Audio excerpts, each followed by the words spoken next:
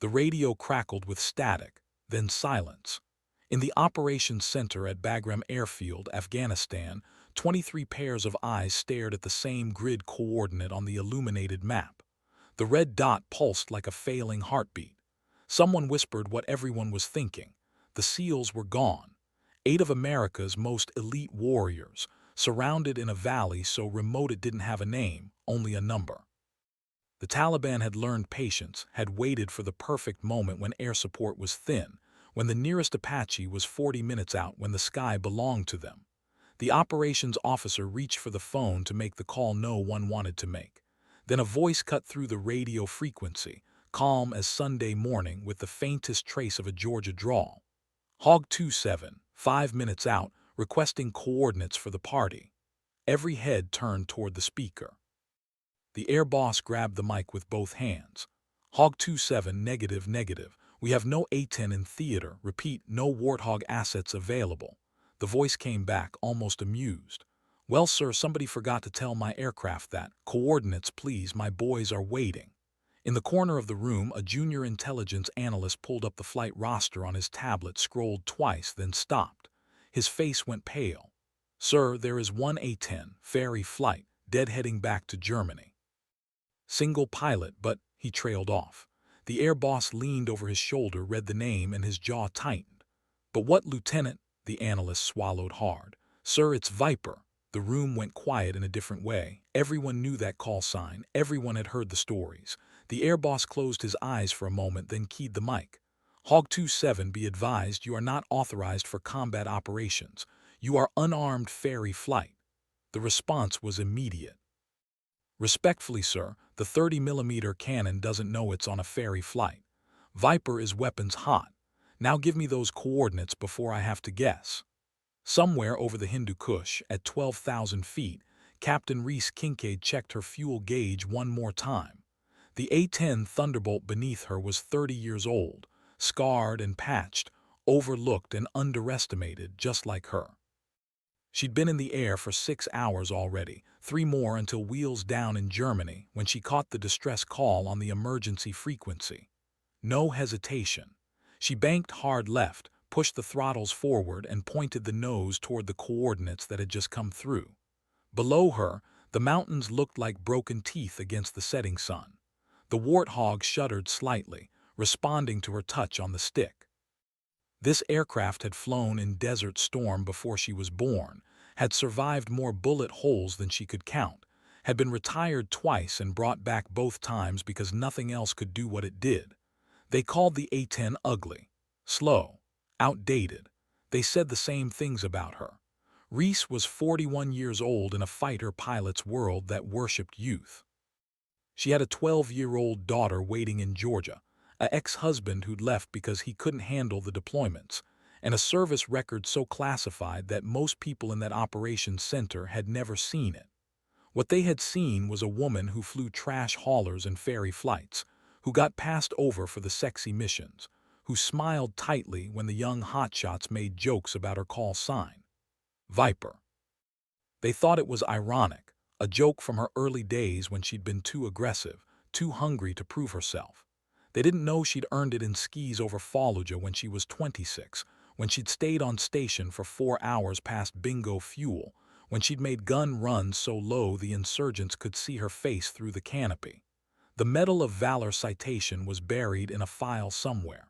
She never talked about it. Now she checked her weapons panel. The GAU-8 Avenger cannon was loaded with 1,100 rounds of 30mm depleted uranium. Each round was the size of a milk bottle, could punch through a tank, could turn a technical truck into scrap metal. The gun was so powerful that when it fired, it actually slowed the aircraft down. Reese had once told her daughter it was like riding a dragon that burped thunder. She pushed that thought away. Focus. The valley was coming up fast, a slash of darkness between 2 ridges.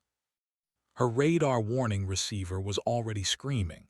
Someone down there had surface-to-air missiles, old Soviet stuff but still deadly. She descended rapidly, watching the altimeter spin backward, feeling the air thicken around her. The SEAL team leader's voice came through, strained but controlled. Any station, this is Neptune 6. We are down to 40% ammo, 3 wounded taking fire from all sides. We need immediate air support or extraction. Estimate 10 minutes before we're overrun. Reese keyed her mic. Neptune 6, Viper, I'm your air support. Pop smoke on your position, then everybody gets very small. There was a pause. Viper, ma'am, we need gunships, we need. You need to pop smoke and trust me, son. I've been doing this since you were in middle school. Another pause, shorter this time. Roger that, smoke out. Below, a purple plume rose from a cluster of rocks. Reese counted 12, no, 15 separate firing positions around the seals, muzzle flashes winking in the dusk like angry fireflies. The Taliban had them in a perfect kill box. Any helicopter that tried to extract would be torn apart.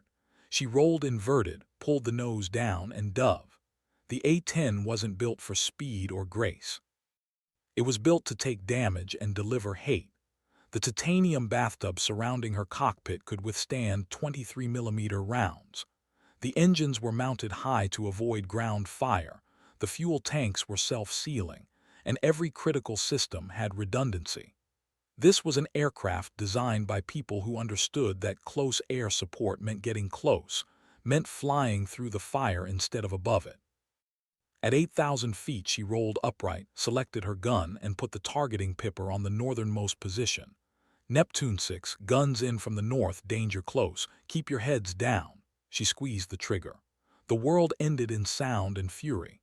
The GAU-8 roared to life, firing 65 rounds per second, a sound like God tearing canvas. The recoil shook the entire aircraft. Below, the earth erupted in geysers of dirt and fire as the depleted uranium rounds carved a line of destruction through the Taliban position. Trees disintegrated. Rocks exploded. The technical truck with the mounted machine gun simply ceased to exist.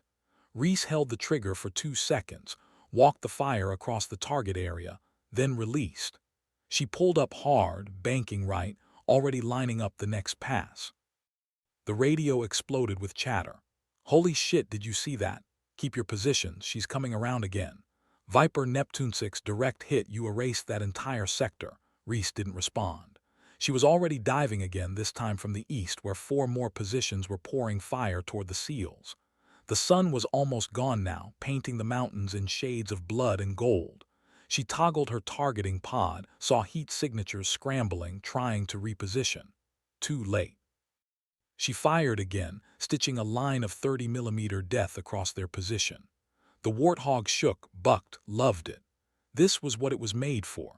In the operations center, the air boss was standing now, both hands on the table, watching the feed from the Predator drone orbiting high above.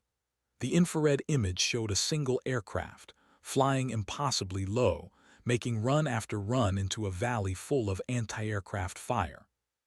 He saw tracers reaching up toward it, saw the A-10 fly through them like they were rain. Someone get me her service jacket, he said quietly. The full one, everything. The junior analyst was already typing, his fingers shaking slightly.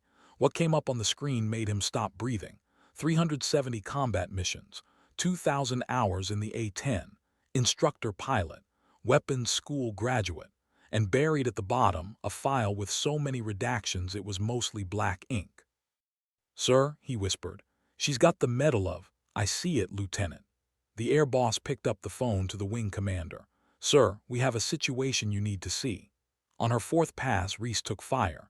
She felt the impacts before she heard them, a metallic hammering along the left side of the fuselage. The aircraft yawed slightly but held steady. She completed the run, dumped another burst into a position that was trying to flank the seals, then climbed out and checked her systems. Hydraulic pressure dropping on the left side, engine temperature rising slightly, fuel leak from the left wing tank, nothing critical yet. The A-10 could take it. She keyed the radio. Neptune 6, Viper, I've got you down to 6 positions still active. I'm going to need you to illuminate the ones closest to your perimeter with IR strobes. I'm coming in low and fast, and I don't want to make a mistake in the dark. The SEAL team leader's voice came back different now, respectful. Roger, Viper, marking targets now, and ma'am, thank you. Reese allowed herself a small smile. Thank me when you're drinking beer in Bagram. Stay tight. She descended again, this time to 3,000 feet, low enough that she could see individual figures running between rocks, trying to escape the judgment screaming down from above. The IR strobes marked the friendlies, glowing bright in her night vision. Everything else was a target. This time she didn't just use the gun. She had two Maverick missiles that were supposed to be dummy rounds for the ferry flight, training versions, inert.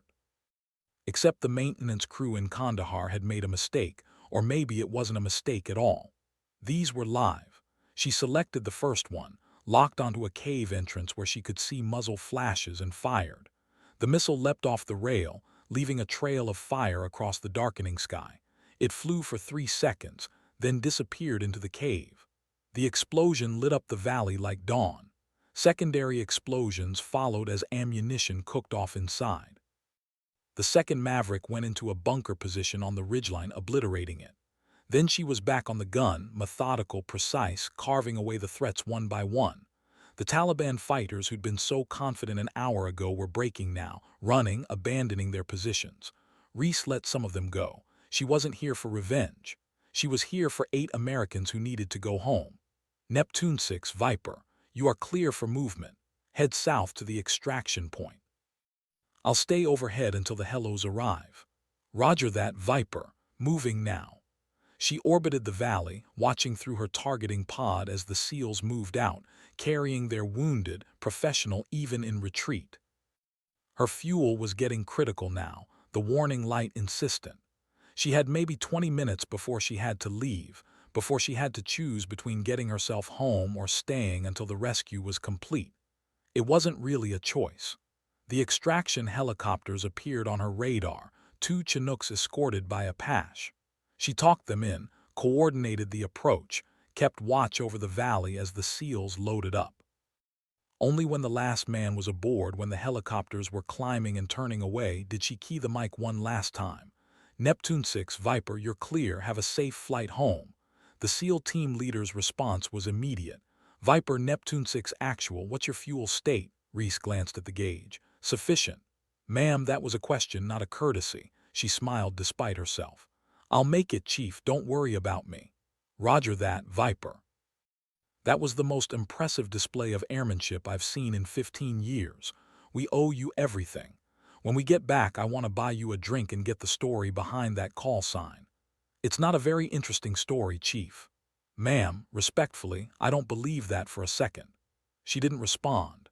She was already heading west, chasing the last light, pushing the damaged A-10 toward the nearest airfield. Behind her, the valley was quiet again, just another piece of Afghanistan's endless violence, already fading into memory. But in the operations center, in the ready rooms, on the encrypted channels that connected every forward operating base in the country, the word was spreading. Viper was back. And this time, everyone was paying attention. The wing commander arrived at Bagram within 3 hours, his helicopter touching down in darkness. He went straight to the operations center, where the footage from the drone was being replayed on every screen. The air boss stood when he entered, but the commander waved him back down. Show me, he said simply. They watched it together, the entire engagement from the first gun run to the last. The commander didn't speak until it was over, until the recording showed the lone A-10 turning west, trailing a thin stream of fuel vapor heading home. Where is she now? He asked. The air boss checked his screen. Landed at Kandahar 40 minutes ago, on fumes. The crew chief said she had maybe 3 minutes of fuel left when she touched down. The aircraft's a mess, sir. 27 holes, 1 engine damaged, hydraulic failure on 2 systems. It'll take weeks to repair. And Captain Kincaid. In medical, mandatory post-flight check. She's fine, apparently, asking when she can continue her flight to Germany. The commander almost smiled. I'll bet she is. He pulled out his phone, made a call. Whoever answered got a short, clear set of instructions. Then he turned to the room at large, at the men and women who'd watched the impossible happen. What happened tonight doesn't leave this room without my authorization. Captain Kincaid was on a ferry flight. She violated about 15 different regulations coming to the aid of that SEAL team. By the book, I should ground her, probably convene a board of inquiry. He let that hang in the air for a moment. But by the book, 8 of our people would be in body bags right now. So here's what actually happened. Captain Kincaid responded to an emergency situation with extraordinary skill and courage. She saved 8 lives at great personal risk. And when I get back to my office, I'm going to start the paperwork for her second Medal of Valor, and then I'm going to make some calls about why the hell someone with her record is flying ferry missions in the first place. The room was silent. The commander looked around, making eye contact with each person. Anyone have a problem with that? No one did. At Kandahar, Reese sat in the flight surgeon's office, enduring the standard post-mission checkup, answering questions about stress and fatigue, and whether she'd experienced any trauma during the engagement. She wanted to laugh. Trauma was watching your daughter cry on a video call because you were missing her birthday again. Trauma was the divorce papers served in a deployment briefing room. Trauma was being the best pilot in the squadron and watching younger, less experienced men get promoted past you because you didn't fit the image, because you asked for flexible scheduling to manage single parenthood, because you were honest about your limitations instead of pretending to be invincible. Flying into combat. That was easy, that made sense.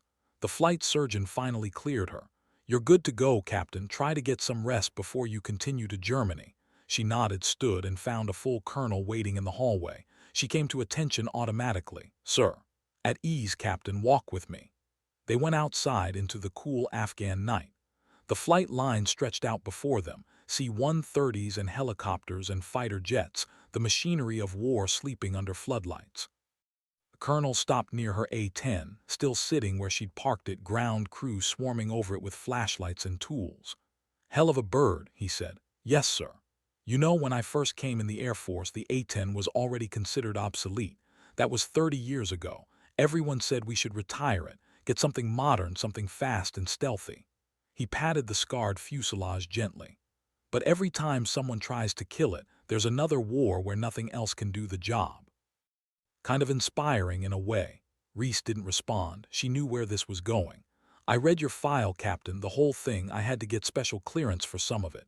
The colonel turned to face her. "You should be a lieutenant colonel by now, maybe full colonel. You should be commanding a squadron, not flying trash between bases." "With respect, sir, someone has to fly the trash." "Don't do that. Don't diminish what you are. I've been in the Air Force for 28 years. I've seen a lot of good pilots. I've seen a handful of great ones. What you did tonight," he shook his head. "That wasn't just flying, that was art." Reese felt something tighten in her chest. She didn't trust herself to speak. The colonel continued. "The SEAL team you saved tonight, one of them is the son of a senator. Another is the nephew of the chairman of the Joint Chiefs. Not that it should matter, but it will. This is going to get attention, Captain, probably more attention than you want." "Sir, I just did my job." "You did 8 people's jobs. And you did it in an aircraft everyone's written off, coming from a position everyone said was a waste of your talent." He smiled. "There's going to be some very uncomfortable conversations in the Pentagon about this, about you, about why we've been so eager to shelve both you and this aircraft." Reese looked at her A-10, at the holes in its skin, at the ground crew shaking their heads in amazement that it had made it back at all. "Permission to speak freely, sir." "Granted." "I don't want attention. I don't want medals or promotions or uncomfortable conversations. I want to fly. That's all I've ever wanted. Just let me fly." The colonel studied her for a long moment. "You have a daughter, right? 12 years old?" The question surprised her. "Yes, sir, Kiera." "What do you tell her about what you do?" Reese thought about the video calls, about trying to explain why mommy was gone again, about the pictures Kiera drew of airplanes and sent in care packages. "I tell her that some jobs are worth doing even when they're hard, that protecting people matters, that being good at something means you have a responsibility to use that skill, even when it costs you." "And what does she say?" Reese smiled despite herself. "She says she wants to be a pilot like her mom." "Then be the pilot she thinks you are, Captain. Let people see what I saw tonight. Let your daughter see her mother get the recognition she deserves." He handed her a folder. "Your orders have been amended. Report to Nellie's Air Force Base in 3 weeks. You're teaching at the weapons school, advanced tactics, close air support, and after that," he paused. "Well, we'll see, but Captain Kincaid, your days of flying alone are over, one way or another." He saluted, sharp and precise. She returned it, watching him walk away into the darkness. Then she stood alone with her aircraft, running her hand along the cold metal, feeling every scar and dent. "Good girl," she whispered. "You got us home again." The A-10 didn't answer. It never did. But somehow, standing there in the Afghan night with the mountains looming in the distance and the stars burning overhead, Reese felt something she hadn't felt in a long time. Not pride exactly. Not vindication. Something quieter, deeper. The sense that maybe, just maybe, the story wasn't over yet. She thought about Kira, about the last video call before this deployment. Her daughter had asked why the other pilots called her Viper. Reese had deflected, changed the subject. How do you explain to a 12-year-old that you got the name because you were angry once, hungry to prove yourself in a world that doubted you, willing to take risks that made your commanders nervous? How do you explain that you kept the name because it reminded you of who you'd been before the divorce, before the career stagnation, before you learned to make yourself smaller to fit into spaces that weren't built for you? But maybe that wasn't the right story anymore. Maybe the name meant something different now. Not anger, but precision.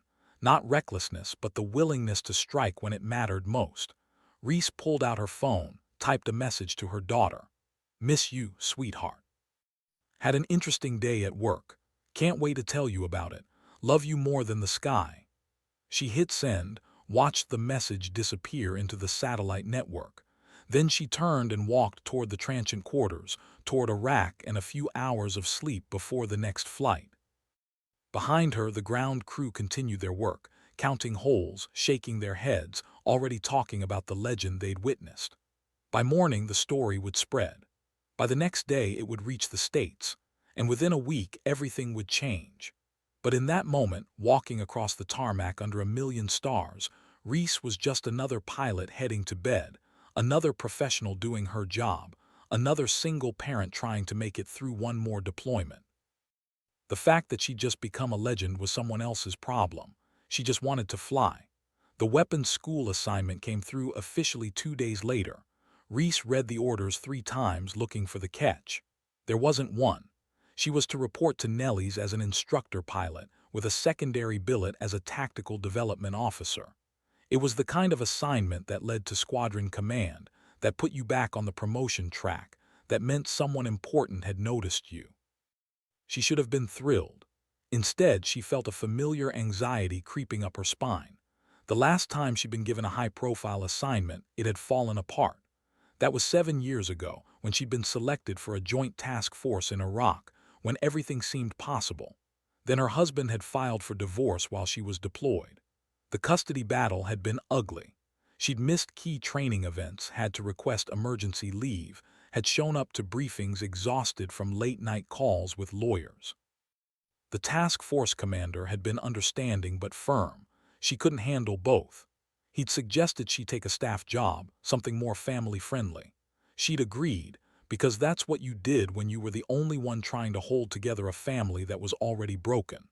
That staff job had become another staff job, then a desk at Air Combat Command, then a series of increasingly marginal assignments. 5 years evaporated. When she finally got back to flying, it was ferry flights and training missions, the kind of work they gave to pilots who were technically proficient but no longer trusted with anything important. She'd accepted it. What choice did she have?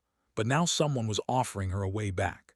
And all she could think about was Kira, about how this new assignment would mean even more time away, about how her daughter was at that critical age when kids needed a parent present, not a voice on a video call. Reese walked to the base chapel, a small building at the edge of the flight line. She wasn't particularly religious, but she liked the quiet, the sense of space that wasn't tactical or military. She sat in the back pew and stared at the simple wooden cross. "I don't know what to do," she said to the empty room. Her phone buzzed. A message from Kira. "Mom, Dad showed me a news article. It says a female pilot saved some soldiers in Afghanistan. Was that you? Tell me it was you." Reese stared at the message, her heart sinking. The story was out already. Of course it was. Someone in the operations center had talked, or maybe it was the SEAL team, or maybe it was just the inevitable way these things spread. She typed back, "We can talk about it when I call tonight. How was school?" The response was immediate. Don't change the subject. My friends are all asking if my mom is a hero. Dad said he wasn't sure, but it sounded like you. Mom, please. Reese closed her eyes. The weight of it settled on her shoulders like a familiar burden. Everything she did, everything she was, filtered through the lens of what it meant for her daughter. If she took the weapons school job, she'd be gone 8 months a year. Kira would spend more time with her father, who'd remarried, who had a stable home and a wife who didn't disappear for months at a time. The court had already adjusted custody once. Another change could tip the balance completely. But if she didn't take the job, what message did that send? That women had to choose between career and family, in ways men never did. That competence didn't matter as much as availability, that you could save 8 lives and still be too much trouble to promote. She thought about what she'd told the colonel, I just want to fly. But that wasn't the whole truth. She wanted to fly and be a mother. She wanted to be excellent at her job and present for her daughter. She wanted to prove that you could be both, that the Air Force could find a way to keep talented people even when their lives were complicated. The chapel door opened. An Air Force chaplain entered, saw her, and nodded. Sorry, I didn't mean to intrude. The chapel's open if you need it. It's fine, sir, I was just leaving. You're Captain Kincaid, aren't you, the pilot from the SEAL rescue? She should have expected that. Yes, sir. The chaplain sat down a few pews away, respectful of her space. I won't pretend to know what you're dealing with, but I've been here 15 years and I've seen a lot of good people struggle with these choices. Family versus career. Duty versus personal responsibility. It never gets easier. That's not very comforting, sir, he smiled. No, I suppose not, but here's what I've learned. The people who try to be perfect at everything end up being mediocre at most things. The people who try to be excellent at a few things, who accept that there will be costs and trade-offs, those are the ones who change the world. I'm not trying to change the world. I'm just trying to be a good pilot and a good mother. Maybe those aren't as separate as you think. The chaplain stood to leave. For what it's worth, Captain, my daughter is 14. She heard about what you did. She asked me if she could join the Air Force someday. That's the first time she's ever expressed interest in military service. What you did mattered, not just to those 8 men, to everyone who heard about it. He left her alone in the chapel. Reese sat for another 10 minutes, then made her decision. She called the number on the weapons school orders, reached the squadron commander at Nellie's. Sir, this is Captain Kincaid. I wanted to discuss the instructor assignment. Captain, I was hoping to hear from you. I can't tell you how excited we are to have you joining us. Your record is exactly what we need for the advanced tactics course. Sir, I appreciate the opportunity, but I need to be direct about my situation. I'm a single mother with primary custody of a 12-year-old. I can't deploy on short notice, and I need a certain amount of schedule predictability to manage childcare. If that's going to be a problem, I'd rather know now. There was a pause. She braced herself for the letdown. Instead, the commander surprised her. Captain, I have 3 instructors at the weapons school who are single parents. We make it work. It's not always perfect, but we make it work. The Air Force is changing slowly, but it's changing. We can't afford to lose talented people just because their lives don't fit the old model. With respect, sir, I've heard that before. I'm sure you have, and I'm sure some of those times it was bullshit. But I'm telling you right now, on the record, if you take this assignment, I will personally ensure that your custody arrangements are factored into your schedule. You won't miss your daughter's important events. You won't be put in a position where you have to choose between your career and your family. That's my promise. Reese felt something loosen in her chest. Why, sir? Why make that promise for me? Because I read the after-action report from that SEAL rescue.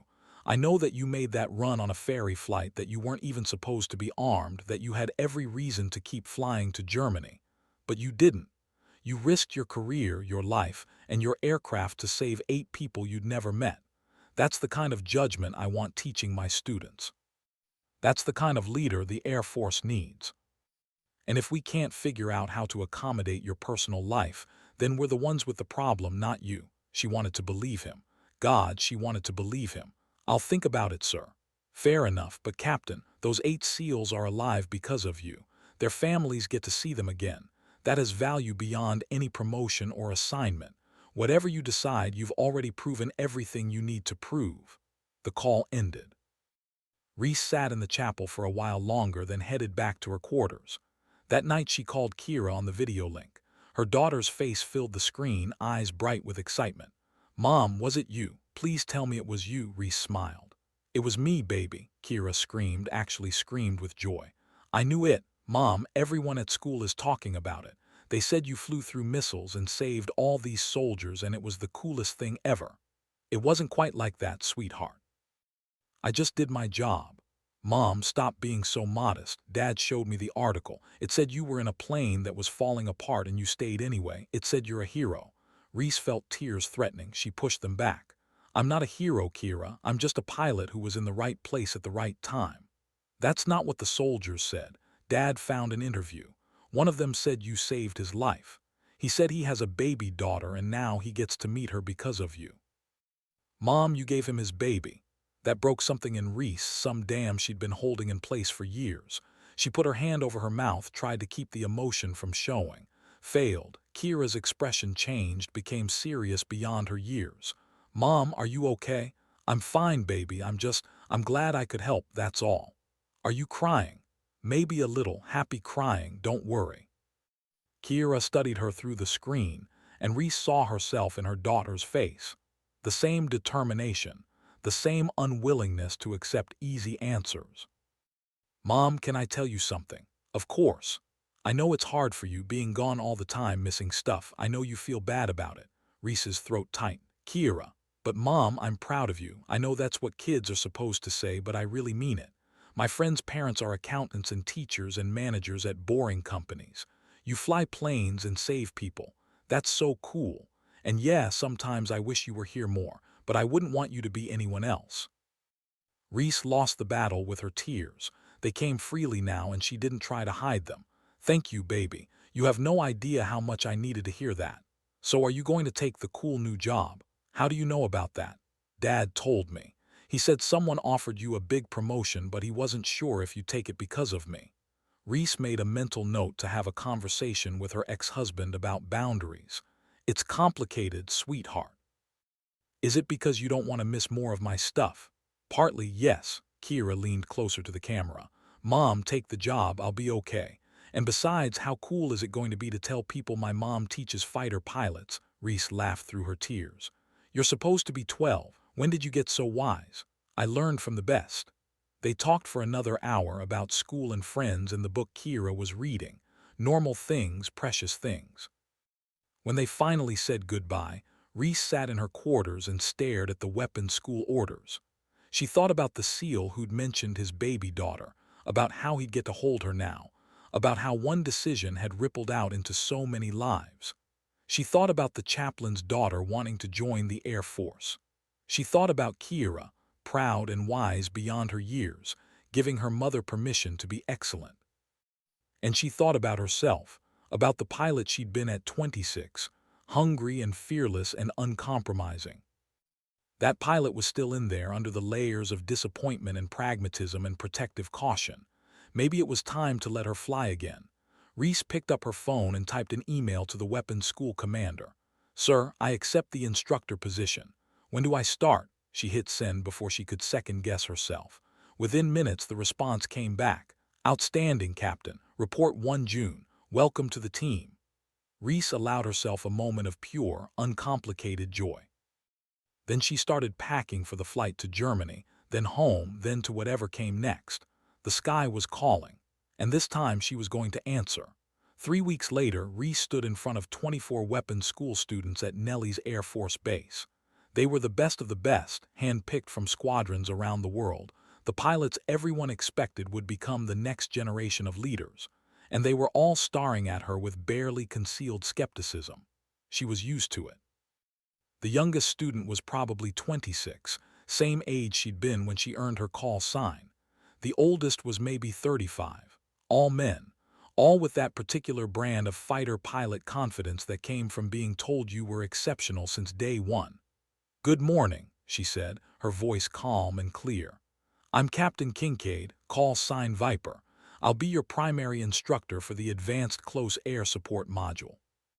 Over the next 6 weeks, I'm going to teach you how to keep people alive on the ground when everything's gone to hell. One of the students, a cocky-looking captain with perfect hair, raised his hand. "Ma'am, no disrespect, but what airframe do you fly?" "Here we go," Reese thought. "The A-10 Thunderbolt." A few of them actually smirked. The captain with perfect hair pressed on. "And how much combat experience do you have, ma'am?" Reese could have pulled rank. She could have shown them her classified record, thrown the Medal of Valor in their faces, made them respect her through authority. But she'd learned something over the years. Respect earned through humiliation didn't last. "Tell you what, Captain." "Wolf, ma'am." "Captain Wolf, how about we make this interesting? Tomorrow morning, 0700, we'll run a close air support scenario on the range. You pick your aircraft, your tactics, your approach. I'll take my slow, outdated Warthog. We'll see who can put rounds on target faster, more accurately, and with less collateral damage. If you win, I'll buy drinks for the whole class. If I win, you all get to write a 5-page paper on the historical importance of the A-10 in modern warfare." The class perked up. This was the kind of challenge they understood. Wolf grinned. "Deal, ma'am, but I have to warn you I'm qualified in the F-16 and F-35, and I'm very good." "I'm sure you are, Captain. I look forward to tomorrow." She dismissed the class, watching them file out, already talking among themselves, making bets on the outcome. When they were gone, the squadron commander appeared in the doorway. "That was interesting," he said. "You didn't have to bait them." "Yes, sir, I did. They need to understand something right now before we waste 6 weeks. I can tell them I'm qualified, show them my record, give them a PowerPoint on my experience, or I can show them in a language they actually understand. And if you lose," Reese smiled. "I won't, sir." The next morning, the entire weapons school turned out to watch. Word had spread. The new female instructor was going up against one of the school's hotshot students, and nobody wanted to miss it. Reese walked to her aircraft, not her damaged bird from Afghanistan, but a similar A-10, just as scarred, just as overlooked. She did her pre-flight slowly, methodically, aware of the eyes watching her. Captain Wolf was already in his F-16, sleek and modern and fast. The scenario was simple. Multiple targets in a simulated urban environment, friendly forces marked with strobes, hostiles at various ranges. Speed mattered, but accuracy mattered more. One civilian casualty meant automatic failure. They launched together, Reese's Warthog lumbering into the sky while the F-16 shot ahead like a scalded cat. She didn't try to keep up. She climbed to 10,000 feet, took her time reaching the training range, used the extra minutes to study the target layout. By the time she checked in with the range controller, Wolf was already making his first pass. "Hog 02, you're cleared hot, targets are as briefed." "Roger." Reese rolled inverted, pulled the nose down, and dove. At 4,000 feet, she rolled upright, put her pipper on the first target cluster, and fired a 3-second burst. The GAU-8 roared. On the ground, sensors confirmed 6 targets destroyed, 0 civilian casualties. She pulled up, banked hard, and lined up the second target area. Fired again. 8 more targets destroyed. 0 civilians. Wolf was good. She could hear him on the radio, methodical and professional, working through his target list. The F-16's precision-guided munitions were finding their marks. But the Warthog had one advantage: the gun. No waiting for lock, no flight time for missiles. Just point, shoot, and everything in front of you dies. By the time Wolf had destroyed 12 targets with his missiles and cannon, Reese had destroyed 19 with the GAU-8 alone. And she'd done it in half the time. She heard his frustration over the radio as he realized he was losing. He tried to speed up, got aggressive with his approach angles. On his next run, a simulated civilian casualty lit up on the scoreboard. He'd clipped the edge of a no-strike zone with his blast radius. "Damn it," he muttered, not realizing his radio was still hot. Reese said nothing. She methodically worked through the remaining targets, precise and unhurried, letting the aircraft do what it was designed to do. When the range controller called the exercise complete, the scoreboard was unambiguous. Reese, 27 targets destroyed, 0 civilians, 12 minutes elapsed time. Wolf, 18 targets destroyed, 1 civilian casualty, 18 minutes elapsed time. They landed in sequence. Reese shut down her aircraft, climbed out, and found the entire class waiting on the flight line. Wolf walked up to her, removed his helmet, and extended his hand. "Ma'am, I have no excuse. That was a masterclass. I apologize for underestimating you. Reese shook his hand. No apology necessary, Captain. You flew well, but you flew like someone who was trying to prove something. I flew like someone who was trying to complete the mission. There's a difference. She turned to address the whole class.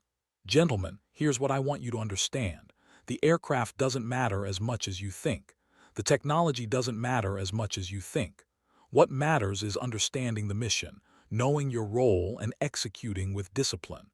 Captain Wolf has more speed, more range, more sexy technology than I'll ever have.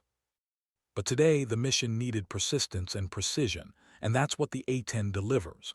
Tomorrow, the mission might need speed and stealth, and his F-16 would be the right answer. The best pilots aren't the ones who fall in love with their aircraft. They're the ones who fall in love with the mission and choose the right tool for the job. She let that sink in. So here's your first lesson. Check your ego at the door. I don't care if you're the best F-22 pilot in the Air Force. If you can't put rounds on target when it matters, if you can't keep the people on the ground alive, then you're just a very expensive waste of jet fuel. Clear? Yes, ma'am. They said it in unison, and this time there was no skepticism in their voices. Over the next 6 weeks, Reese taught them everything she knew. She taught them how to read terrain, how to coordinate with ground forces, how to make split-second decisions when the mission went sideways. She taught them the physics of the GAU-8, the tactics of low-altitude penetration, the art of staying on station when every instinct screamed to run. And slowly, grudgingly, they started to understand what she'd been trying to tell them. It wasn't about the aircraft. It was never about the aircraft. It was about the people on the ground who needed you, about the responsibility that came with being trusted with a weapon, about the difference between being a good pilot and being a warrior. Captain Wolf became one of her best students.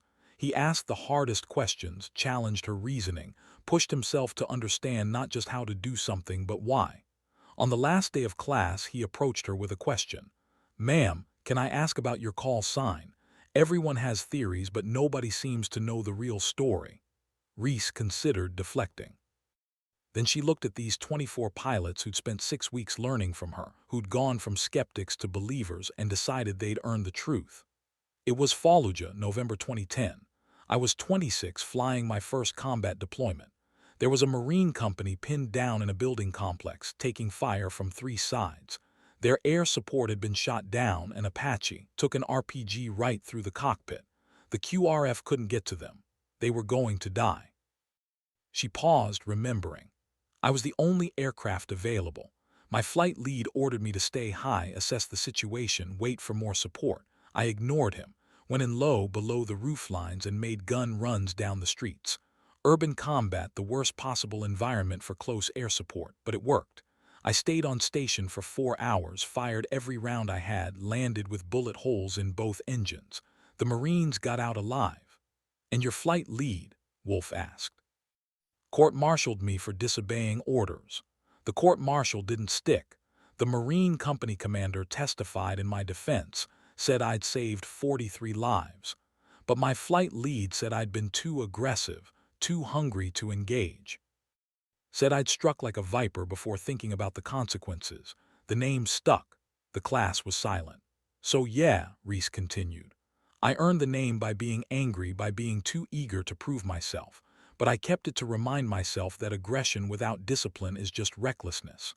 The goal isn't to be the most aggressive pilot in the sky. The goal is to be the most effective one. And sometimes that means making the call that gets you in trouble if it's the call that saves lives." She looked around at all of them. "You're about to graduate from this school. You're going to go back to your squadrons with the weapons school patch on your shoulder, and people are going to look to you for leadership. Some of you will command squadrons someday. A few of you might make general.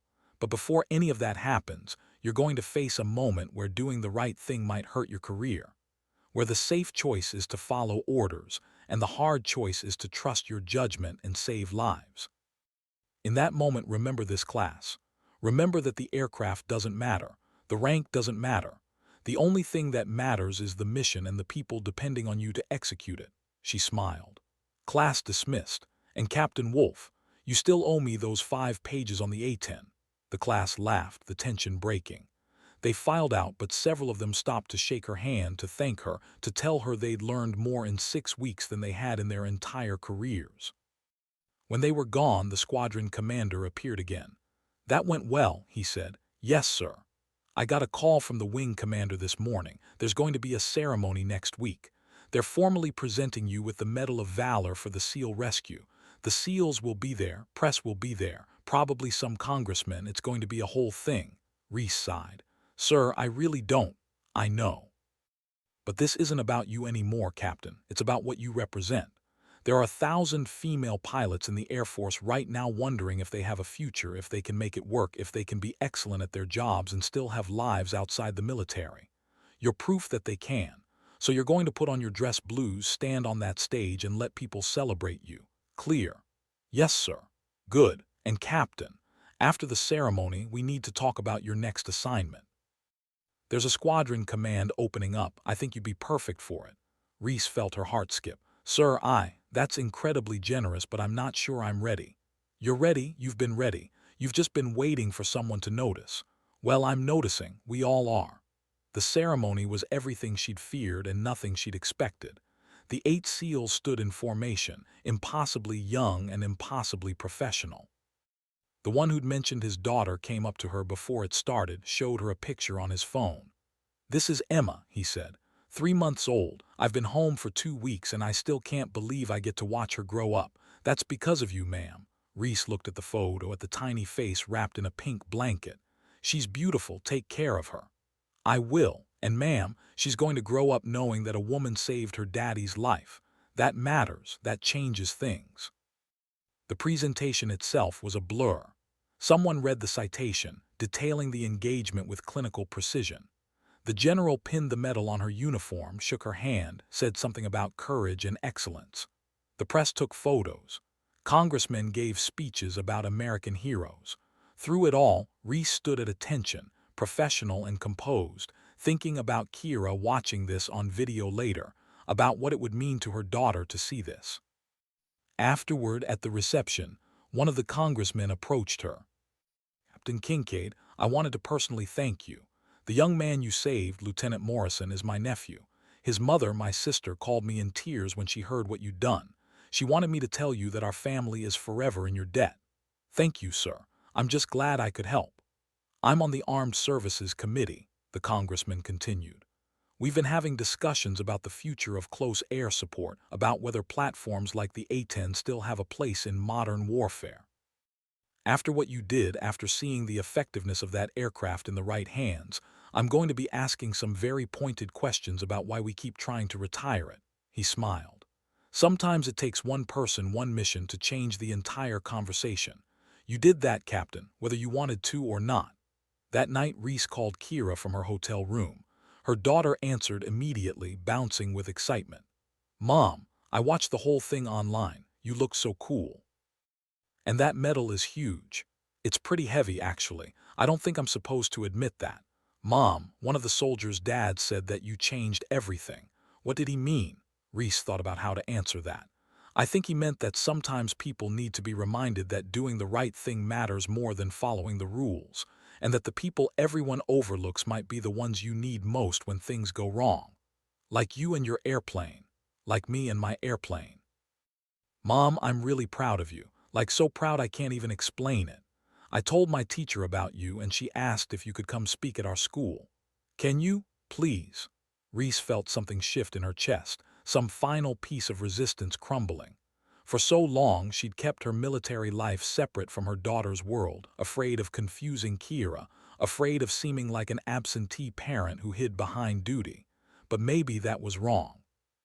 Maybe the best thing she could do was let Kira see the whole picture, the sacrifices and the triumphs, the costs and the meaning. "I'll talk to your teacher," she said. "We'll figure something out." "Yes. Oh my God, Mom, everyone's going to freak out." They talked for another hour, and when they finally said goodnight, Reese sat in the hotel room thinking about the congressman's words. You changed the conversation. She thought about all the female pilots who'd come before her, who'd fought for the right to fly combat missions, who'd proven themselves again and again only to be ignored or dismissed. She thought about the ones who'd given up, who'd left the service because the fight was too exhausting, because they were tired of being excellent in obscurity. And she thought about the ones still serving, still fighting, still trying to prove that they belonged. Maybe she hadn't changed the conversation. Maybe she just added one more voice to a chorus that had been singing for decades. But maybe that was enough. Maybe every voice mattered, every mission, every moment of refusing to accept that excellence wasn't enough. The next morning, she met with the squadron commander about the command opportunity. The position was at Davis-Monthan Air Force Base in Arizona, leading an A-10 squadron. It was everything she'd ever wanted, the kind of job that could define a career. It was also a 2-year commitment, minimum. More time away from Kira, more deployments, more video calls instead of dinner at the kitchen table. "Sir, I need to be honest about my concerns," she said. "I'm interested, but I need to know how this will affect my custody arrangement, how much flexibility I'll have for family emergencies, whether the Air Force is really ready to support a single parent in a command position." The squadron commander leaned back in his chair. "Captain, I can't promise it'll be easy. Command never is. But I can promise that we'll work with you. The Air Force is changing. We have to.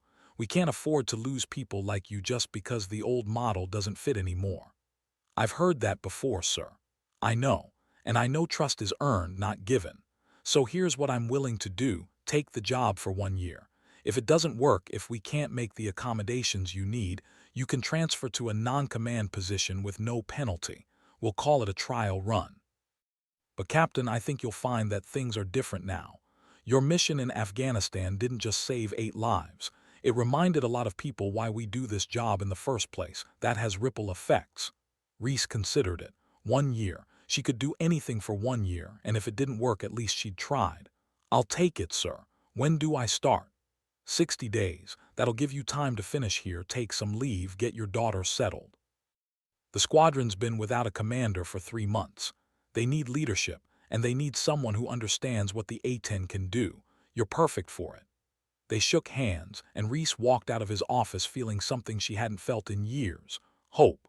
Not the desperate hope of someone trying to salvage a failing career, but the quiet confidence of someone who'd finally been given a fair chance. 3 months later, Reese stood in front of her new squadron at Davis-Monthan. 63 pilots, weapons systems officers, and support personnel stared back at her. Some looked skeptical, most looked curious. A few looked openly hostile, she understood. They'd been without a commander for months, probably expecting someone with more seniority, more traditional credentials. Instead, they got a single mother with a controversial past and a reputation for disobeying orders. "Good morning," she said. "I'm Lieutenant Colonel Kincaid." "Wait, Lieutenant Colonel." The promotion had come through 2 weeks ago, a surprise that wasn't entirely a surprise. Apparently, the wing commander had been working behind the scenes for months, building a case, making calls, spending political capital to get her name in front of the promotion board. When she'd asked him why, he'd simply said, "Because it was 15 years overdue. And I'm honored to be your new squadron commander. Some of you know my reputation. Some of you have heard stories. Let me be clear about something. I'm not here to be famous. I'm not here to prove anything. I'm here to lead this squadron, to make sure you're trained and ready, and to bring every single one of you home safely from wherever they send us." She paused, making eye contact with as many of them as she could. "I know the A-10 has a reputation. Old, slow, ugly. The aircraft everyone loves to criticize and nobody wants to fund. But here's what I also know. When the shit hits the fan, when people on the ground are dying and they need help right now, they don't call for stealth bombers or fifth-generation fighters. They call for us. Because we're the ones who show up, who stay on station, who put rounds on target when it matters most. So here's my promise to you. I will never ask you to do anything I wouldn't do myself. I will fight for this squadron, for this aircraft, and for every person in this room. And in return, I expect excellence. Not perfection, we're all human, but excellence. The kind of professionalism that means when someone's life depends on us, we deliver." Questions. A captain in the front row raised his hand. "Ma'am, is it true you flew the Afghanistan mission on a ferry flight? That you weren't even supposed to be armed? It's true. And that you violated direct orders to stay out of the combat zone? Also true.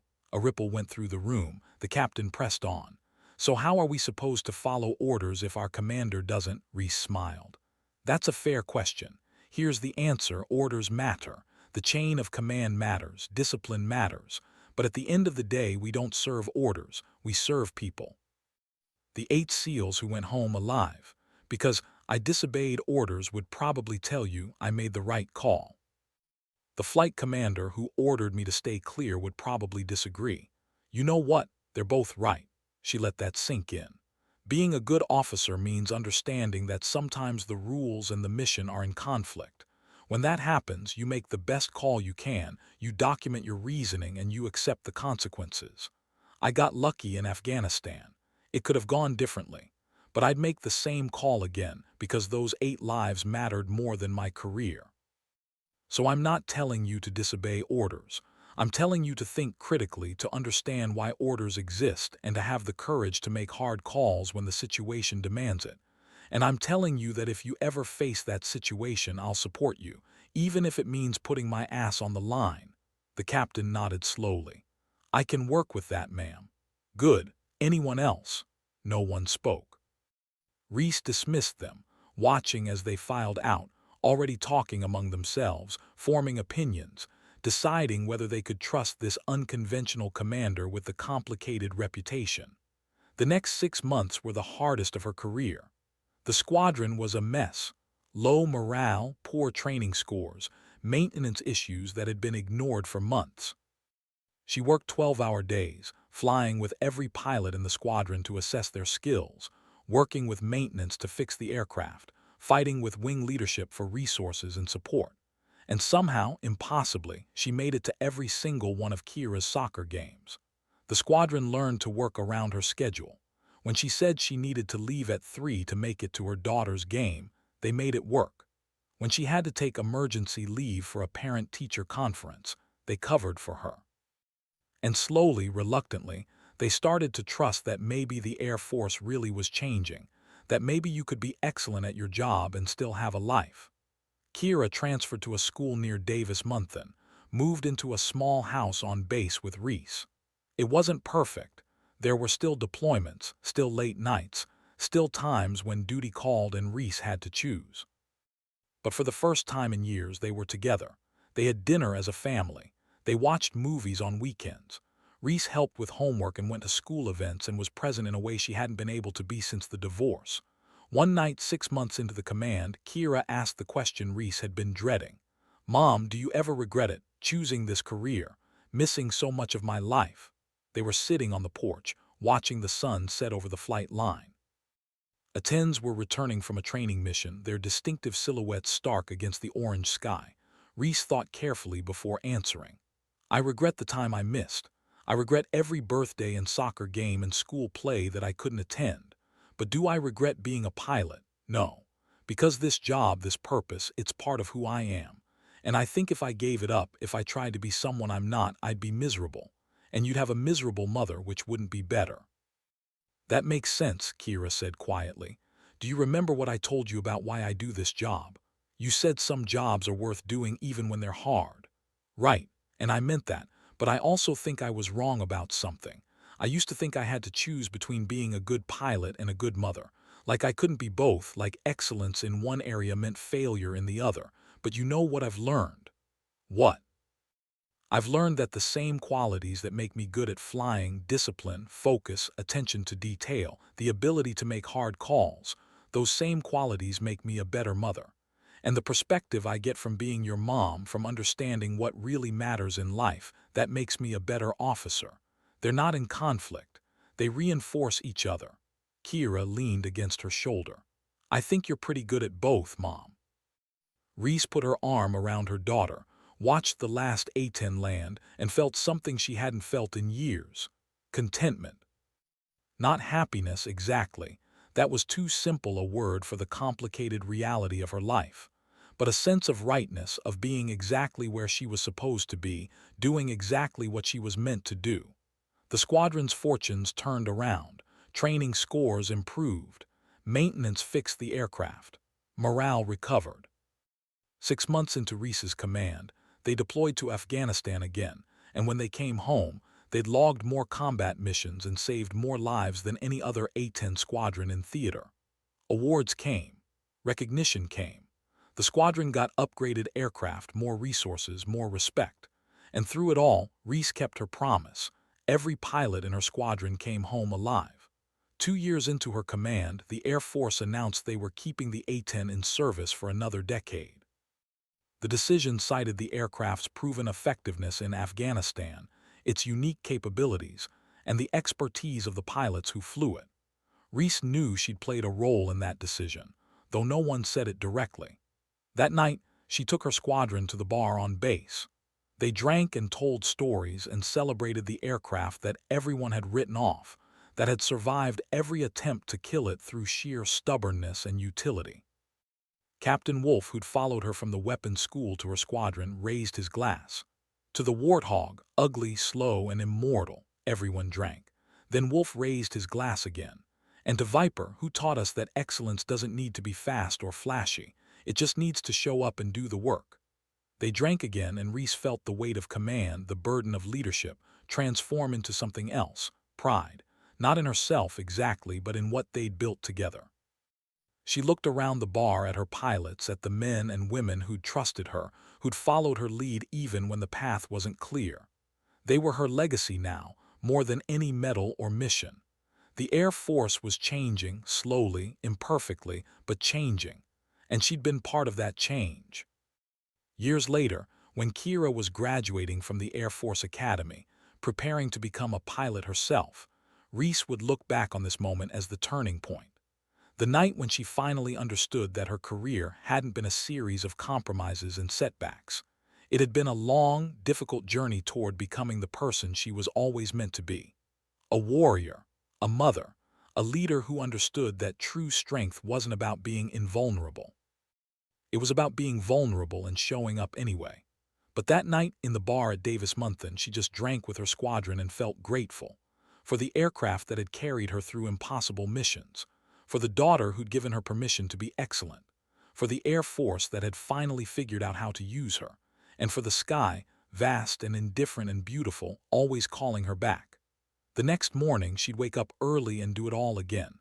Fly, lead, mother, serve. Because that's what you did when you'd found your purpose. You showed up, you did the work, and you brought everyone home. The story of Viper didn't end that night. It kept going, kept evolving, kept inspiring. When the history books were written about close air support in the 21st century, her name would be there. When future pilots learned about the importance of persistence and precision, her mission would be the case study. And when young women wondered if they could be both warriors and mothers, both excellent and human, her answer would echo forward. Yes. It won't be easy. It will cost you, but yes. Because the sky doesn't care about your gender or your circumstances or whether your life fits neatly into someone else's boxes. The sky only cares whether you can fly. And Reese Kincaid could fly. God, could she fly.